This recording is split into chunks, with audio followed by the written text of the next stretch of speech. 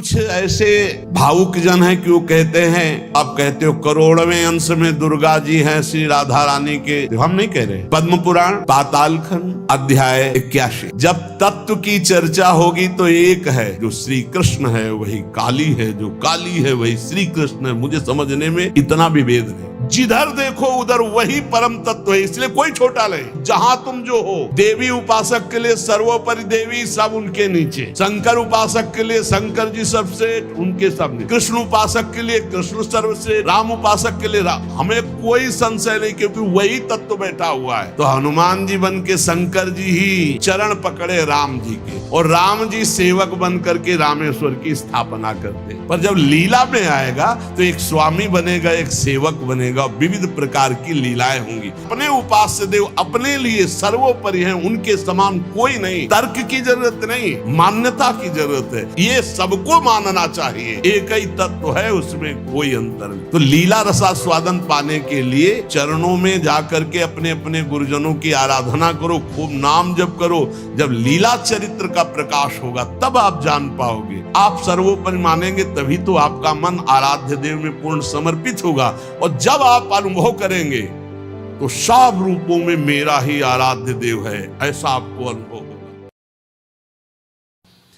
एक प्रश्न किसी ने किया कि आप जो प्रायः ये कहते हैं कि श्री जी सर्वोपरि और उन्हीं के अंश से दुर्गादि शक्तियां हैं, तो मुझे चुभता है कि जैसे आपकी इष्ट राधा महारानी है, ऐसे हमारी इष्ट माता जी हैं। तो आप कहते हो करोड़वें अंश में दुर्गा जी हैं श्री राधा रानी के, तो हमको भी तो चुभता है कि आप कहते हो, हम नहीं कह रहे। तस्मात् शास्त्रम प्रमाणम ते कार्याकार्यो व्यवस्थित हो। पहली बात तो हमारी श्री जी क्या है, जब हम श्री जी से चित्त जोड़ेंगे तब पता चलेगा। और दूसरी बात है कि जो शास्त्रों में लिखा है उसे, पद्म पुराण पाताल खंड अध्याय 81, भगवान शिव कह रहे हैं, बहुत ध्यान से सुनिए। अंतरंगैस्तथा नित्य विभूतैस्तैश्चिदादिभिः गोपनादुच्यते गोपी राधिका कृष्ण वल्लभा। देवी कृष्णमयी प्रोक्ता राधिका परदेवता सर्वलक्ष्मी स्वरूपा सा कृष्णाह्लाद स्वरूपिणी तथा सा प्रोच्यते विप्र लादिनीति मनीषी भी। ध्यान से, तत्कला कोटि कोट्यंसा दुर्गाद्यास्त्रिगुणात्मिका सातु साक्षात् महालक्ष्मी कृष्णो नारायण प्रभु। नैतयोर्विद्यते भेदः स्वल्पोऽपि मुनिषत्तमो। इयं दुर्गा हरिरुद्रः कृष्णा शक्र इयं शची सावित्री इयं हरिर्ब्रह्मा धूमोर्णासौ यमो हरिः। बहुना किं मुनिश्रेष्ठ बिना ताभ्यां न किंचन। चिद चिद लक्षणं सर्वं राधा कृष्णमयं जगत्। इत्थं सर्वं तयोरेव विभूतिं विद्धि नारद। ना शक्यते मया वक्तुं वर्षकोटि शतैरपि।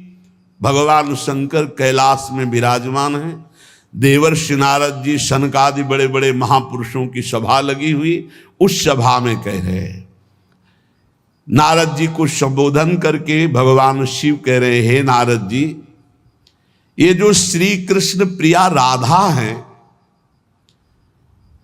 ये महाचैतन्य शक्ति स्वरूपा जितनी भी देवियां हैं, ये सब इनके अंश से प्रकट हुई है। ये अंतरंग विभूति हैं, इसीलिए इनको कोई जानता नहीं। अत्यंत गोपन तत्व हैं, इसीलिए इनका एक नाम गोपी है। श्री कृष्ण सदैव इनकी आराधना करते, इसलिए नाम इनका राधा है। और ये सदैव श्री कृष्ण की आराधना में रहती, इसलिए इनका एक नाम राधिका है। ये और श्री कृष्ण दो नहीं है, श्री कृष्ण में राधा है, राधा में श्री कृष्ण है।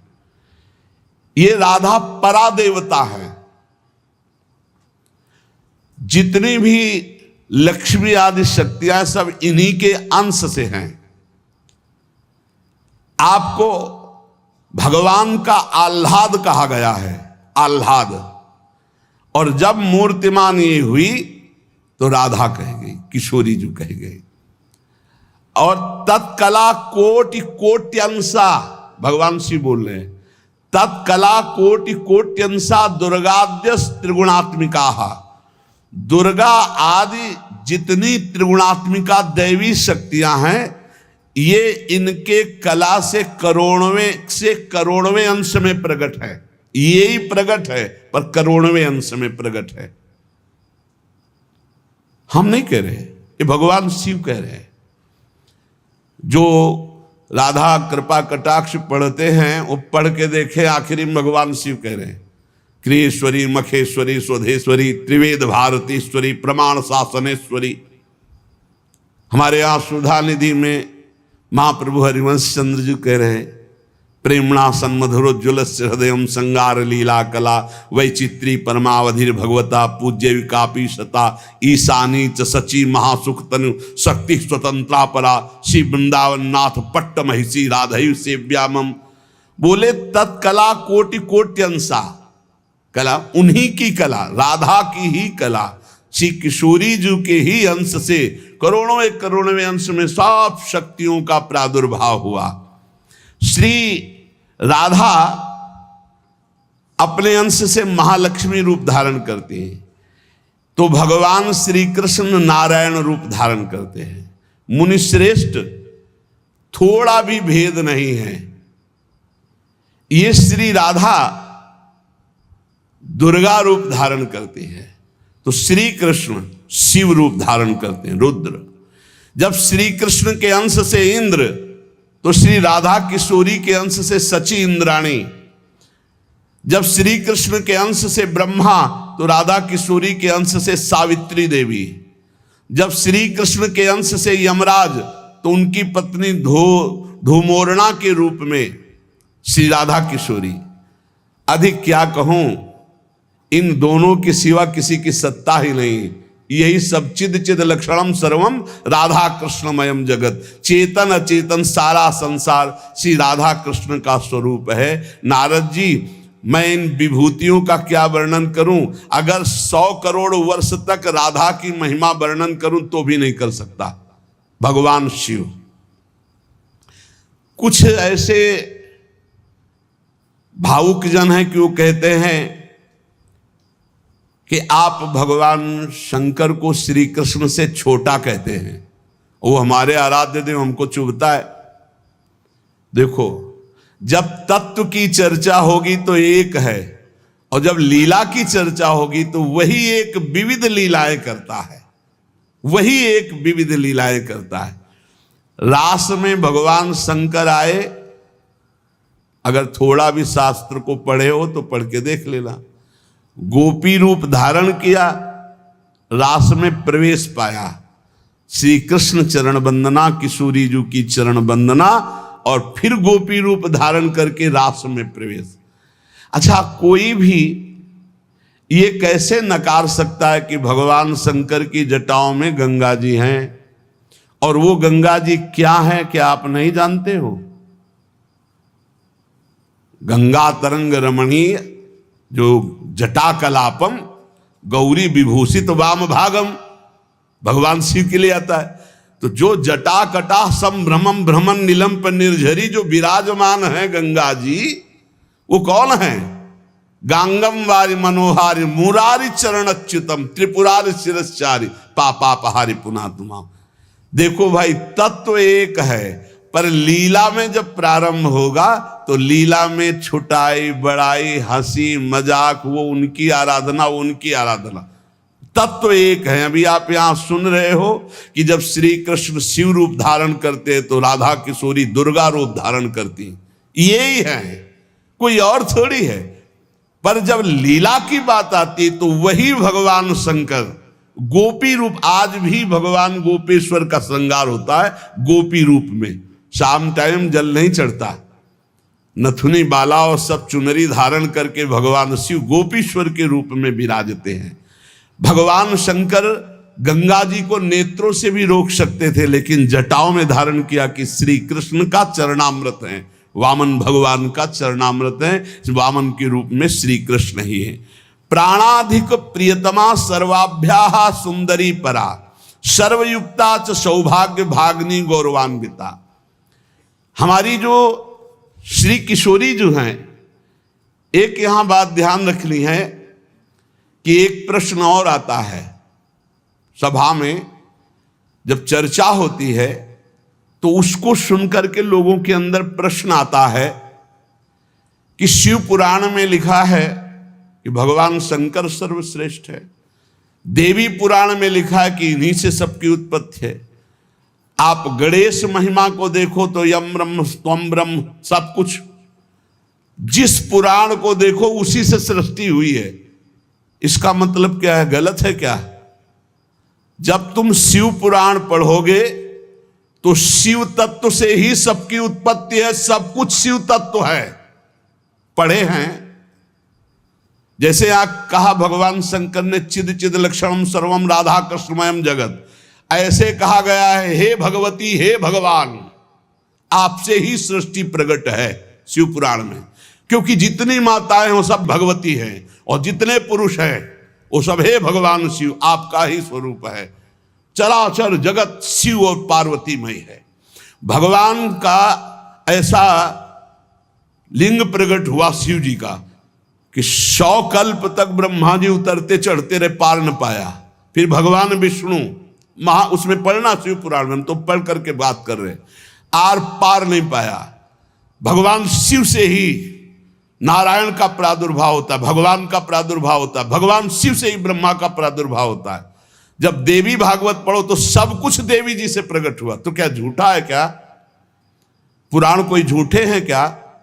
तो अगर उनसे प्रकट हुआ तो इनसे कैसे? भागवत पढ़ करके देखो तो श्री हरि से, नाभि कमल से ब्रह्मा, ब्रह्मा की भ्रकुट से शंकर, रुद्र का अवतार। उधर पढ़ करके देखो तो उन भगवान शिव से ब्रह्मा और श्री हरि प्रकट होते हैं। देवी भागवत पढ़ करके देखो तो देवी शक्ति। ये है क्या? तत्व। तत्व एक है, वही परमात्मा है, वही। जब शिव पुराण पढ़ोगे तो सब कुछ शिव की, जब भागवत पुराण पढ़ोगे तो सब कुछ श्री हरि का, और जब देवी भागवत पढ़ोगे तो सब कुछ वही। देवी प्रपन्नार्थ हरे प्रसीद प्रसीद मातर जगतो खिलस्य प्रसीद विश्वेश्वरी पाहे विश्वम त्वमीश्वरी देवी चराचरस्य। हे देवी, तुम ही चराचर में व्याप्त हो, तुम ईश्वरी हो, तुम सर्वशक्तिमान हो, तुमसे बढ़कर कोई नहीं। क्या समझते हो? जो जहां है वही परम तत्व है और वो वही सब कुछ है। इधर से हम देखेंगे तो कृष्णाकार, उधर से देखोगे तो शिवाकार, उधर से देखोगे तो दुर्गा में, उधर से देखोगे काली में। जो बोलो वही परम तत्व है। पर जब हम लीला का गायन करते हैं तो लीला में विभाग हो जाता है। वही एक परमात्मा, वेद कहता है एकोहम बहुश्यामा, मैं एक बहुत रूपों में हो जाऊं। अब वही परमात्मा शासक बन गया, वही शासित हो गया, वही धर्मात्मा बन गया। उसी के छाती से धर्म प्रकट हुआ, उसी के पीठ से अधर्म प्रकट हुआ। अधर्म करने वाला दंडनी हो गया, धर्म करने वाला बंदनी हो गया। लेकिन दंडनी और बंदनी में दोनों में एक तत्व विराजमान है, तत्व में अंतर नहीं। ये जो समझते नहीं ना, लीला को समझते नहीं है और तत्व को समझते नहीं, तो ये झगड़ा करने लगते हैं कि शिव को छोटा कैसे कह दिया। पूछो शिव जी से जाके, अरे उनको देखो तो रात दिन भगवत श्री हरि चर्चा करते रहते, और हरि को देखो, उनसे पूछो जाके कि तुम्हारे आराध्य देव कौन है, बोलेंगे शंकर। हरि से पूछो कि तुम्हारा गुरु कौन, बोले शंकर। और शंकर जी से पूछो तुम्हारा आराध्य देव को, बोले हरि। और हम आपस में लाठी चलाएं। अरे वो एक है, वो एक है, वो अनेक है। अनेक होते हुए भी एक है, एक होते हुए भी अनेक है। इस बात को समझो। जब देवी भागवत तो देवी ही सब कुछ है, देवी के ही अंश से राधा है, समझिए आप। जब हम वृंदावन से बोलेंगे तो राधा के अंश से देवी है। जब आप शिव पुराण से बोलेंगे तो शिव के अंश से हरि है, और जब भागवत पुराण से बोलेंगे तो हरि के अंश से शिव है। आप इस बात को समझिए, जब लीला का बात, लीला प्रसंग आएगी तो उसमें भेद हो जाते हैं। जैसे ब्रह्म ऋषियों ने विचार किया कि इन तीन महान भगवत स्वरूपों में कौन सबसे बड़ा है। क्या उन ब्रह्म ऋषियों को पता नहीं कि हरि ही ब्रह्मा है, ब्रह्मा हरि ही शिव है, शिव ब्रह्मा और हरि में किंचित मात्र भेद नहीं। स्वयं भगवान बोले मैं ही हर हूं, मैं ही विधि हूं, मैं ही हरि रूप हूं। जगह जगह वर्णन है।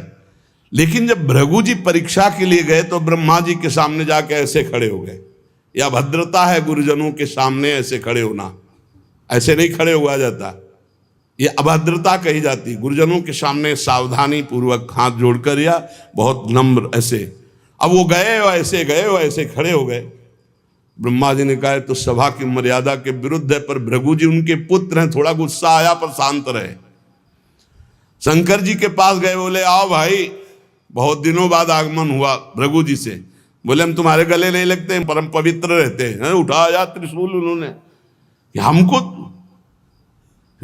भृगु जी शांत होकर के वहां, और भगवान हरि के पास गए, सैया में पड़े हुए थे, सीधे लात मारी जाके, सीधे छाती पे लात। भगवान उठे और कहा मुझे पता नहीं था आप आ रहे हो, नहीं आपकी अगवानी करता। और चरण दाबने लगे, बोले आपके चरण बहुत कोमल है, मेरी छाती बहुत कठोर, कहीं चोट तो नहीं लग गई। और आज के बाद जब जब अवतार भी लेंगे तब तक आपका भृगु चरण चिन्ह ये हमारे छाती पे बना रहेगा, ये हमारा बड़ा सौभाग्य हो। आंसू आ गए भृगु जी के।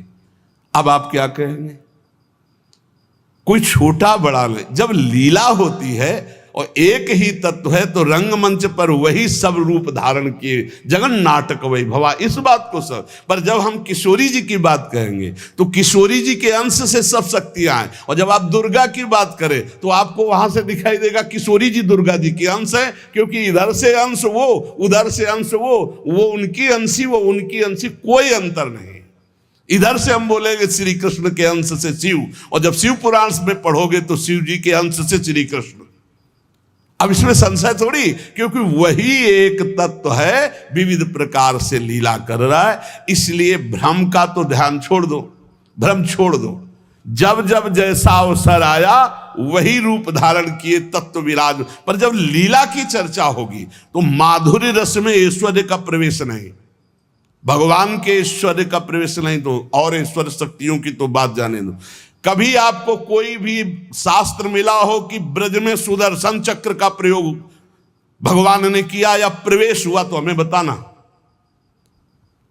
कभी दिव्य वैभव का प्रयोग, क्योंकि ये माधुर्य का क्षेत्र है, ये जो ब्रज है ये वात्सल्य माधुर्य। कभी सुदर्शन चक्र से ब्रज में किसी को मारा हो, मुझे तो याद नहीं है। आप लोगों को कोई याद आवे तो हमको भी बता देना, क्योंकि अभी तक तो नहीं पढ़ा है। आगे अगर किसी को लगे, दूध पीते हुए पूतना को मारा, प्रवेश करके अगासुर को मारा, फाड़ के बकासुर को फेंक दिया, और उसका पैर पकड़ के धेनुकासुर को मारा, बस यही थप्पड़ घूसा इसी से पहुंचा दिया है। ना तो कौमोदकी गदा आई है, ना प्रभु की तलवार आई है, ना यहां सुदर्शन चक्र आया है, ना यहां दारुक सारथी रथ लेके आया है। ये ऐश्वर्य नहीं, ये प्रेम देश है, ऐश्वर्य का प्रवेश नहीं है यहाँ। और जहां कहीं ऐश्वर्य का कुछ दिग्दर्शन कराना चाहा तो वहां वात्सल्य ने डांट लगा दी है। जैसे मुख में जब मिट्टी खाई हो ऐश्वर्य दिखाना शुरू किया तो वात्सल्य ने डांटा है, यहाँ नहीं।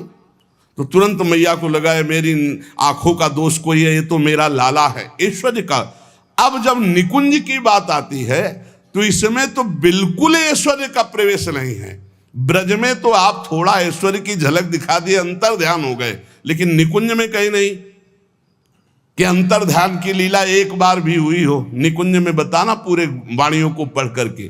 अब जो निकुंज रस है इसमें कहीं वर्णन नहीं है कि अष्टभुजा का प्रवेश है या षोडश भुजा का, हमारी ही श्री जी सब अंशों से है, लेकिन ऐश्वर्य रूप नहीं, ये महामाधुर्य रूप है। इसी महामाधुर्य की महिमा की हम उपासना करते तो हमारे लिए हमारा उपास्य देव सर्वश्रेष्ठ है। और जब उपास्य देव की सर्वश्रेष्ठता की लीला में देखते हैं तब ये वर्णन आता है कि अनंत शक्तियां, देखो भगवान शिव ने स्वयं वर्णन किया कि ये जो अनंत शक्तियां तत्कला कोटि कोट्यंसा दुर्गाद्यस्त्र गुणात्मिका। अब देखिए, वही प्रभु है शक्ति, वही है शक्तिमान, किंचन मात्र अंतर नहीं। लेकिन प्रभु आदेश करते हैं कि मैं अब अवतार लेने जा रहा हूं, भागवत में पढ़ के देख लेना, तुम हे महाशक्ति बलराम जी का कर्षण करके रोहिणी के गर्भ में डालो और मैं स्वयं अवतार लो। तुम जाकर नंद बाबा के यहाँ कन्या रूप से पूरी लीला पढ़ के देख लो।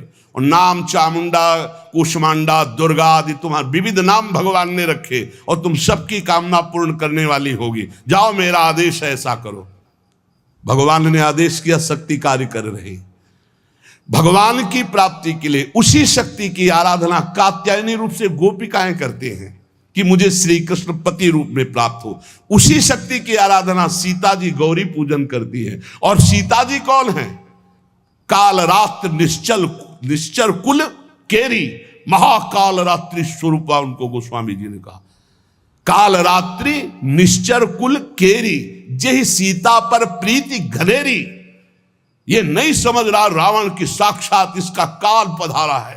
ये काल रात्रि महाशक्ति स्वरूप चाट जाएंगे, कुछ नहीं बचेगा लंका में। ये दुष्ट जिनके प्रति विरोध भाव कर रहा है कौन है? वही गौरी है और वही गोरी है, वही महाशक्ति है और वही सीता जी है। अब आप समझिए, आदि शक्ति जय जग उपजाया, सीता जी गौरी पूजन कर रहे हैं। गौरी जी खसी माल मूर्ति मुस्कानी, जाओ मनुजा हिराच्यो मिली सोबर साध सुंदर साव। तो सीता जी कौन है? मनुष्य रूपा को भगवान राम कह रहे। आदि शक्ति जय जग उपजाया, सो अवतरी मोर यह माया। अरे कोई भेद नहीं, कहीं भेद नहीं। पर जब लीला की बात करेंगे तब लीला में भेद दिखाई दे रहा है कि सीता जी गौरी जी का पूजन कर रहे हैं, उनसे वरदान प्राप्त कर रही हैं। और भगवान प्रिया सती को संशय हो जाता है। लीला भेद देखो कि ये राम जी कैसे सच्चिदानंद में, जब हे खग हे मृग हे मधुकर श्रेणी, पूरा प्रसंग पढ़ करके देखो आप। और है कौन? या देवी सर्वभूतेषु बुद्धि रूपेण संस्थिता। जब लीला में देखोगे तो तत्व की बात भूलना पड़ेगा, तभी स्वाद आएगा। और जब तत्व देखोगे तो शांत रस आएगा।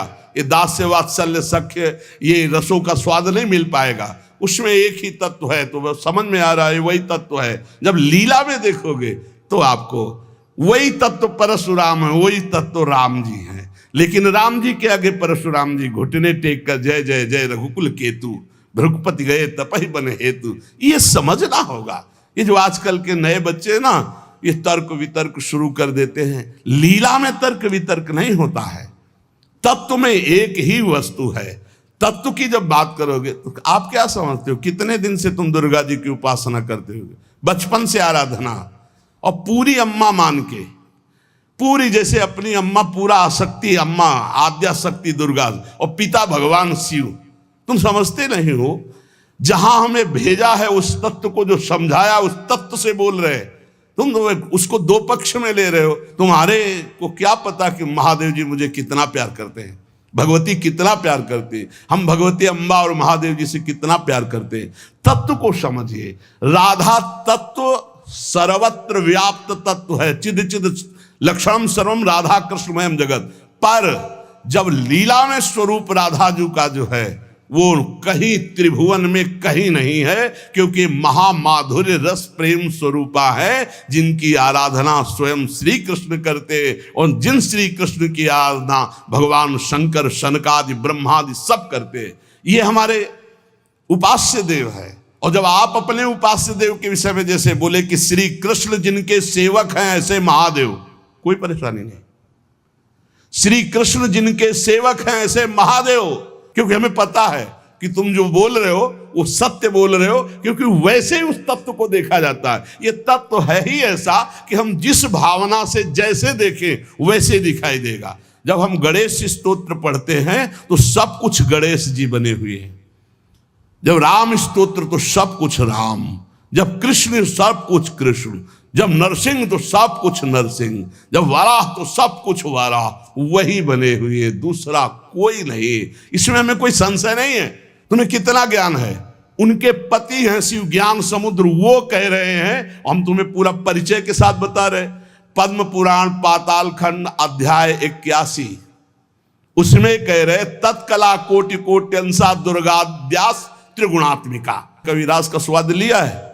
रास का स्वाद लेना है तो ब्रज रस में, इसी यही तो वृंदावन की लीला, मत समझो गुरु को चीला, या ऋषि मुनि गए हार जपे जा राधे राधे।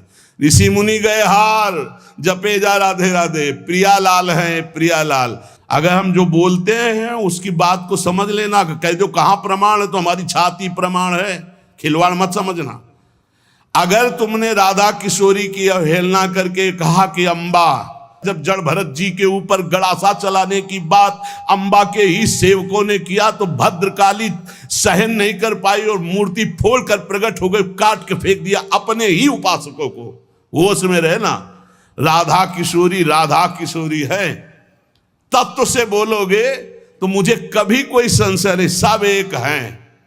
जब लीला में आओगे तो वही स्वामी बनता है, वही सेवक बनता है। जब लीला में देखोगे तो वही छोटा बनता है, वही बड़ा बनता है। वो विविध रूप धारण करके एक ही तत्व खेल रहा है, इसमें संशय नहीं। पर जब लीला का रसास्वादन करते तब आप उसमें संशय मत करो। वो विविध लीलाएं, वही गोपी बना है, वही श्री जी बना है, वही वृंदावन बना है, और वही प्रीतम बना है और वही खेल रहा है। वही नरक बना है, वही अधर्म बना है, वही दंड विधान बना है, वही रोग बना है, वही विविध प्रकार की यातना बना है। समझो ना, कह दो नरक भी वही बना। तो जब नरक नहीं था तब कौन था? श्री कृष्ण। और जब नहीं रहेगा तब कौन है? श्री कृष्ण। तो बीच में जो भास रहा है नरक, वो है कौन? श्री कृष्ण। अब ये जान जाओ तो नरक ही नहीं है, परम पद के अधिकारी हो गए। जब यही नहीं जान रहे तो वो दुखप्रद है, अगर जान गए तो वो सुखप्रद है। अगर जानकारी का भी विस्मरण हो गया और सच्चिदानंद में स्थित तो आप ही वो हो, जानत तुम्हें हो जाए। तुम भी वही हो जो शिव, जो कृष्ण। जब तत्व में आओगे तो तुम भी वही हो, कोई किंचन मात्र अंतर नहीं। वही एक परमात्म तत्व विविध रूप में खेल रहा। चिद चिद लक्षणम सर्वम राधा कृष्णमयम जगत ईशावास्यमिदम सर्वम यत् किंचे जगत्याम जगत। और सच्ची मानो बिना भजन के समझ नहीं सकते रे, हमारी भाषा समझ ले।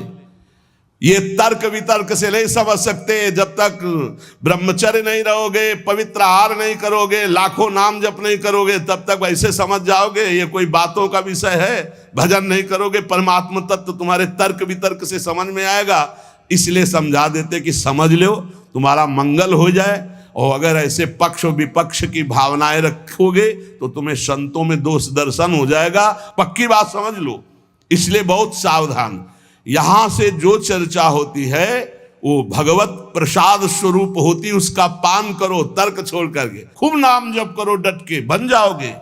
खूब संतों की चरण धूलि माथे पे। हाँ, लहु गणित तत्तपसा न याति न चेज्या न निरूपणात् गृहाद्वा न छंदसा न जलांग सूर्यो बिना महात्पाद रजोभिषेकम। रज लगाओ संतों की चरणामृत पियो, संतों के वचनों का श्रद्धा विश्वास पूर्वक बढ़िया मंगल में ज्ञानी हो जाओगे। आपको कोई संशय नहीं रहेगा। पर लीला में बड़ा अंतर है। जब विमान पे चढ़ा हुआ जो वृत्तासुर बने थे, चित्रकेतु उनका नाम था। और जब भगवान शिव को वो ऐसे शब्द जो नहीं बोलने चाहिए वो बोल रहे थे तो अंबा जी गुस्सा हो गई। तो भगवान शिव ने कहा था कि तुम्हारे क्रोध और श्राप का उसके ऊपर कोई फर्क नहीं पड़ेगा। क्यों? बोले श्री हरि का निज जन है, साप दे दिया जा, दैत्य हो जा, क्या फर्क पड़ा? अंतिम समय जो वृत्तासुर की स्थिति है वो देख लो। जो भगवान शिव ने, कोई फर्क नहीं पड़ने वाला। क्यों? वो भगवान श्री हरि का निज जन है, भगवान का जन, भगवान शिव का है। भगवान शिव को भी गुस्सा नहीं आया, अंबा जी को गुस्सा आ गया। ये ऐसे जगत गुरु भगवान शिव से ऐसे नहीं बात करना चाहिए, विमान से उतरकर साष्टांग दंडवत होना चाहिए। त्रुटि है तो भगवान शिव ने कहा त्रुटि होते हुए भी श्री हरि का, इसलिए इसके ऊपर कोई फर्क नहीं पड़ेगा। और नहीं बना, वृत्तासुर मिला तो ऐसा वृत्तासुर बना कि हाहाकार त्रिभुवन में मच गया, होश उड़ गए देवताओं के। तब दधीच की हड्डियों से वज्र का निर्माण हुआ। जब देखा कि हाथ में ऋषि का जो अस्थिपंजर, उसी से वज्र का निर्माण हुआ है, तो कहा देवराज ये मत सोचना मैं वज्र से डर रहा हूं, रुक जाओ। भगवान हरि से बात की, जैसे छोटा सा बछड़ा अपनी माँ की, जैसे घोंसले में बिना पंख उगे हुए बच्चा चिड़िया का अपनी माँ का, जैसे परदेश गए हुए पत्नी अपने पति का चिंतन, हे नाथ ऐसे ही हमारी वृत्ति आप में लगी रहे। और आज चलाओ, ये अमोघ है, चिंता मत करो, ये अमोघ है, मेरे ऊपर चलाओगे विध्वंस हो जाऊंगा, क्योंकि मैं जानता हूं ये क्या स्थिति वृत्तासुर की। अंतिम समय एकदम भगवदाकार वृत्ति जो बड़े बड़े ब्रह्म ऋषियों की होती है, वही महाभागवत वृत्तासुर की। इसलिए हरि सर्वत्र सब रूपों में व्याप्त है, इसमें कोई संशय नहीं। मत्तः परतरम नान्यत् किंचिदस्ति धनंजय। पर पुराणों में जो है, जहां जिस पुराण की चर्चा वही सर्वोपरि है। अगर देवी भागवत तो सर्वोपरि, उसी से सबका प्रादुर्भाव, शिव पुराण तो सर्वोपरि, उसी से सबका प्रादुर्भाव, गणेश तो उसी से सबका प्रादुर्भाव, आदि गणेश जिसकी पूजा ब्याह में माता पार्वती और भगवान शंकर भी करते हैं। जिधर देखो उधर वही परम तत्व है, इसलिए कोई छोटा नहीं। पर जब लीला में आएगा तो एक स्वामी बनेगा, एक सेवक बनेगा, विविध प्रकार की लीलाएं होंगी। लीला में प्रश्न नहीं, तत्व में अगर प्रश्न उठाओ तो एक ही तत्व है, उसमें कोई अंतर नहीं। पर जब लीला होती है, जैसे अब शिष्य की लीला, गुरु की लीला, अपराधी की लीला, जीवन मुक्त की लीला, लेकिन तत्व एक ही है, तत्व में अंतर नहीं है। अब तत्व का भाव अंदर जब जागृत हो जाएगा तो जानत तुम्हें हो जाए, वो वही बन जाएगा, उसमें कोई अंतर नहीं। पर लीला में अंतर जीवन भर बना रहेगा। तत्वबोध होने के बाद ऐसा थोड़ी कि गुरु के समान जाकर आसन में बैठ जाए, चाहे जितना बड़ा तत्व ज्ञानी हो, जब गुरु बैठे होंगे तो सर झुका के उनके चरणों में बैठेगा। तत्वबोध हो चुका, जानत तुम्हें हो जाए, वो भगवान स्वरूप हो चुका है, लेकिन गुरु है इसलिए नीचे बैठेगा। इसलिए कभी कोई भगवत चरित्रों पर संशय ना करे, कोई छोटा बड़ा नहीं है। पर जब खेल खेलने में उतरते हैं तो वही तत्व छोटा बनता है, वही बड़ा बनता है, वही स्वामी बनता है, वही सेवक बनता है। विविध प्रकार से वो जगन नाटक वैभवा अपने जगत में नाटक का स्वरूप करके वो वैभव प्रकाशित कर रहा है। ये खेल जान जाओ, या रहस्य रघुनाथ कर बेग न जाने कोई, जो जाने रघुपति कृपा तो सपने मोह न होए। ये जो अज्ञान की बातें करते हैं, इनके अंदर भजन नहीं, इसलिए जान नहीं पाते। प्रवचन धंधा नहीं, प्रवचन है ये जो तुम्हारे हर दुर्गुण दुराचार का नाश करके तुम्हें सतमार्ग में स्थापित कर देगा। ये वो नहीं है, ये कोई धंधा नहीं, ये केवल भगवत प्राप्ति के लिए। और यहां जितनी चर्चा होती है वो सब उसी एक तत्व की होती है, और उसी एक तत्व में कोई स्वामी है, कोई सेवक है, कोई महान है, कोई छोटा है, बस तत्व में अंतर नहीं। आपने लाखों बार सत्संग में सुना होगा कि तत्व एक ही है, इसमें कभी संशय नहीं है। हाँ, जब उसकी लीला चलती तो लीला में भेद है, और लीला रसास्वादन में भेद है, और रस की भाव गरिमा में भेद है। जैसे कोई सखा है तो कोई दास है, कोई गोपी है तो कोई सहचरी है, और अलग अलग भावों से उसी परमात्मा तत्व का रसास्वादन हो रहा है। अंतर की, इसलिए सब संशय छोड़कर एकमात्र भगवद आश्रित जहां तुम जो हो। गणेश उपासक के लिए सर्वोपरि गणेश, सब उनके नीचे। देवी उपासक के लिए सर्वोपरि देवी, सब उनके नीचे। शंकर उपासक के लिए शंकर जी सर्वश्रेष्ठ, उनके सामने। कृष्ण उपासक के लिए कृष्ण सर्वश्रेष्ठ, राम उपासक के लिए राम। हमें कोई संशय नहीं, क्योंकि वही तत्व बैठा हुआ है। पर जब लीला में देखो तो हनुमान जी बन के शंकर जी ही चरण पकड़े राम जी के, और राम जी सेवक बन करके रामेश्वर की स्थापना करते। लीला में तुम कहां काट सकते हो? लीला में तर्क वितर्क नहीं, एक ही तत्व है, उसमें कोई अंतर नहीं। इसलिए बहुत सावधानी पूर्वक संतों के वचनों को सुना जाए और अपने चित्त में धारण करके भगवदानंद की प्राप्ति की जाए, जिसके लिए हमको अवसर मिला है। कहीं हम इधर उधर दोष दर्शन करके अपने परमार्थ से भ्रष्ट ना हो जाए, इसे ध्यान से सुन लो। जो जिनकी उपासना कर रहा है उसके लिए वो सर्वोपरि है। सर्वोपरि इसलिए कि वही सर्वोपरि तत्व है, दूसरा कोई नहीं है। पर जो जहां उपासना कर रहा है उसके लिए ये गर्व होना चाहिए कि हमारे उपास्य देव सर्वोपरि हैं। तर्क की जरूरत नहीं, मान्यता की जरूरत है। आप सर्वोपरि मानेंगे तभी तो आपका मन आराध्य देव में पूर्ण समर्पित होगा। और जब आप अनुभव करेंगे तो सब रूपों में मेरा ही आराध्य देव है, ऐसा आपको अनुभव होगा। और यही अनुभव होना परम सत्य अनुभव होना है। इसलिए खूब नाम जप करो, अच्छे आचरण करो, तर्क वितर्क मत करो। लीला अलग क्षेत्र है, तत्व ज्ञान अलग क्षेत्र है। तत्व का बोध होना और लीला में प्रवेश होना, दोनों में बहुत अंतर है। जब लीला की बात आएगी तो तत्व अंतर ध्यान हो जाता है, नहीं तो कैसे ध्यान है। मेरे प्रभु, इस समय मेरे प्रभु को शयन कराना है, मेरे प्रभु को भोग लगाना है, इस समय मेरे प्रभु को मंगलारती, इस समय मेरे प्रभु को जल पिलाना है, इस समय मेरे प्रभु को इत्र लगाना है। ये हम तत्व से थोड़ी देख रहे, हम भाव से देख रहे। भावोत्सवेन भजताम रस कामधेनु। और जब हम भाव से देखते हैं तब हमको ये दिखाई देता है कि हमारी श्री जी के समान केवल श्री जी है, दूसरा कोई नहीं है। क्योंकि दूसरा कोई है ही नहीं। मेरे तो गिरधर गोपाल, दूसरो न कोई। ये हमको देखना, मीरा जी से लड़ना थोड़ी है। कहेंगे करो पूजा भाई, हमको परेशान कब कर रहे हैं। हम तो कह रहे मेरे तो गिरधर गोपाल, दूसरो न कोई। उनकी नंद कह रही थी ये हमारी कुल देवी पूजा को, बोले करो ना। बोले नहीं तुमको करना पड़े। बोले हम तो नहीं करेंगे, हमारे तो गिरधर गोपाल, दूसरो न कोई। जाके सिर मोर मुकुट मेरो पति सोई।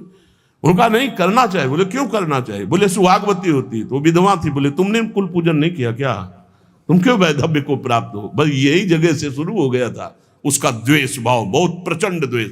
तो सच्ची मान लो, हमारी प्रार्थना मान लो, झगड़ा झंझट की भावनाओं का त्याग करके एक ही परम तत्व है। जब लीला में उतरता है तो आप पढ़ के देख लो भागवत में। भरत जी जो जड़ भरत जी के रूप में है, देवी उपासक उनको ले गए और बलि देना चाहते थे।